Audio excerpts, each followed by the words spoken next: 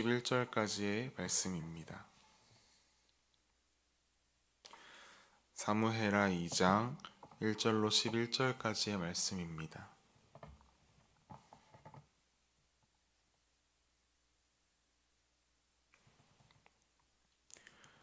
제가 읽도록 하겠습니다.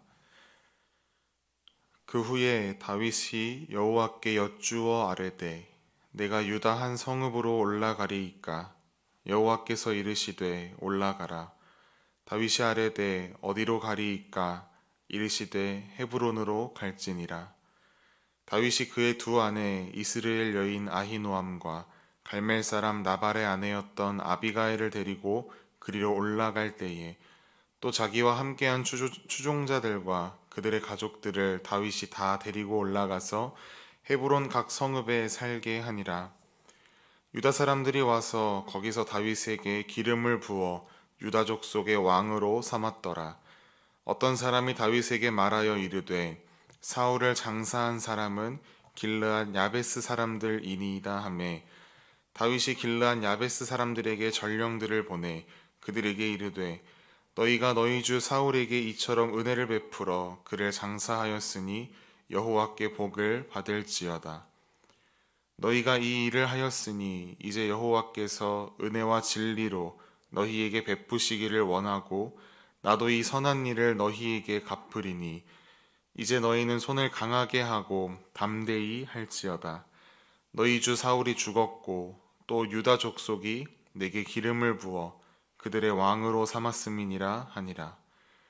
사울의 군 사령관 넬의 아들 아브넬이 이미 사울의 아들 이스보셋을 데리고 마하나임으로 건너가 길르앗과 아술과 이스라엘과 에브라임과 베냐민과 온 이스라엘의 왕으로 삼았더라.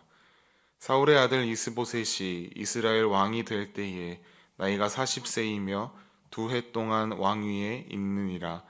유다 족속은 다윗을 따르니 다윗이 헤브론에서 유다 족속의 왕이 된 날수는 7년 6개월이더라. 아멘. 우리의 주권은 이라는 제목으로 말씀을 나누겠습니다. 여러분은 주권이라고 하면 무엇이 떠오르십니까? 저는 영화 변호인이라는 영화에서 송강호 씨가 대한민국 헌법을 외쳤던 장면이 떠오릅니다.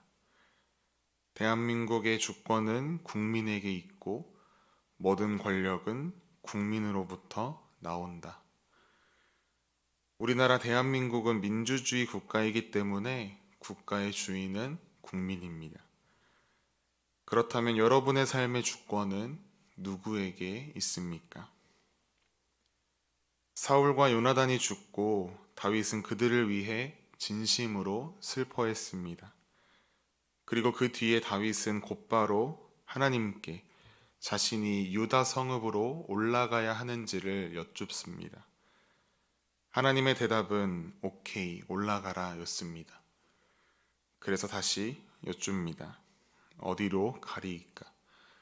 그러자 하나님께서는 다윗에게 헤브론으로 가라고 말씀하십니다. 다윗은 하나님의 말씀에 순종하여 헤브론으로 올라갑니다.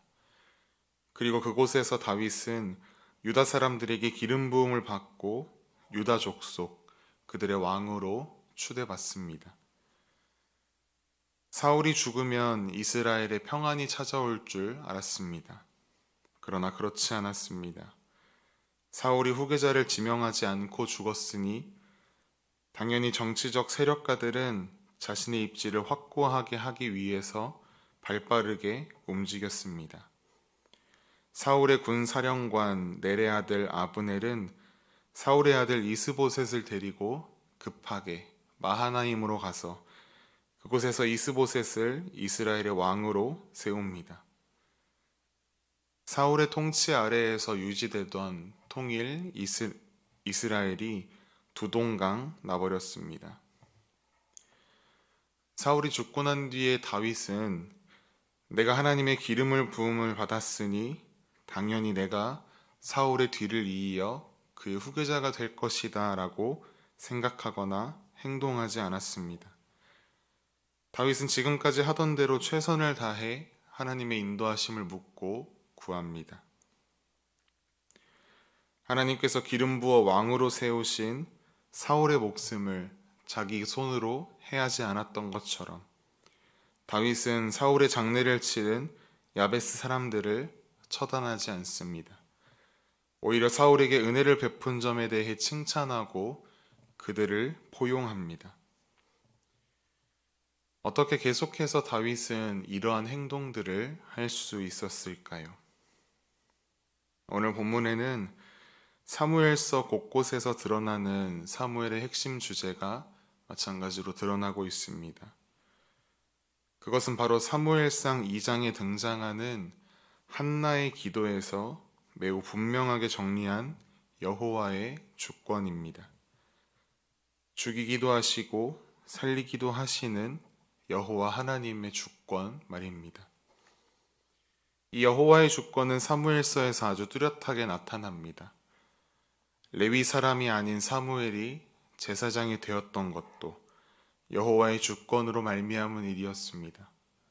엘리의 조상들에게 주어졌던 하나님의 영원한 제사장권이 엘리 시대에 해제된 것도 하나님의 주권 아래에 일어난 일이었습니다. 엘리와 사무엘에게 공통점이 있다면 이 둘은 자식 농사를 망쳤다는 것입니다. 그런데 사무엘은 무사했고 엘리는 심판을 받았습니다. 인간적으로 생각할 때의 다윗이 결코 사울보다 더 나은 사람이라고 단정할 수 없습니다. 다윗도 죄를 지었습니다. 그럼에도 불구하고 다윗은 하나님께 축복을 받고 사울은 하나님께 버림을 받았습니다. 이 모든 것을 설명할 수 있는 것은 하나님의 주권 밖에는 없습니다. 사무엘서는 이처럼 절대적인 하나님의 주권을 매우 흥미진진하게 전개합니다. 다윗은 이런 하나님의 주권에 자신의 인생을 던진 사람이었습니다. 다윗에게는 2번이나 사울을 죽일 수 있는 기회가 있었습니다. 한 방에 죽일 수 있는 정말 완벽한 기회였습니다. 다윗 주변 사람들은 이 기회가 하나님께서 허락하신 기회라며 축복이라며 다윗을 부추겼습니다. 그리고 설령 다윗이 그 상황 가운데 사울을 죽였다 한들 누가 뭐라고 하겠습니까? 모든 갈등은 사울이 시작한 것 아니었습니까? 그러나 다윗은 끝까지 사울을 죽이는 것을 거부합니다. 자신의 부하들조차도 사울에게 절대 손대지 못하게 하였습니다. 심지어 사울을 죽이고 온 아말렉 소년이 전해준 사울의 왕관과 팔찌도 거부합니다. 누군가는 이렇게 이야기합니다. 다윗이 자신의 의를 드러내기 위해서 그렇게 했다. 아닙니다. 다윗의 행동의 가장 근본적인 동기는 하나님의 주권에 대한 확신이었습니다. 사울과 자신에게 기름 부으신 분이 하나님이시기에 사울과 자신 사이의 문제는 하나님께서 해결하실 것이다 라고 굳게 믿었습니다. 그래서 다윗은 자신의 운명을 철저하게 하나님께 맡기고 하나님께서 하실 일을 기다렸습니다. 그렇게 자신 삶에 일어나는 모든 문제들 그리고 뿐만 아니라 자신 앞에 찾아온 기회들까지도 하나님의 주권에 전적으로 맡긴 이 다윗의 삶. 그 결과가 어떻게 되었는지 우리가 너무나 잘 알고 있습니다. 물론 앞으로 아브넬과 이스보셋을 중심으로 뭉친 그들과 전쟁을 치러야 합니다. 아직 잔존해 있는 사울의 세력과 내란도 치러야 합니다. 결코 순탄하지는 않습니다.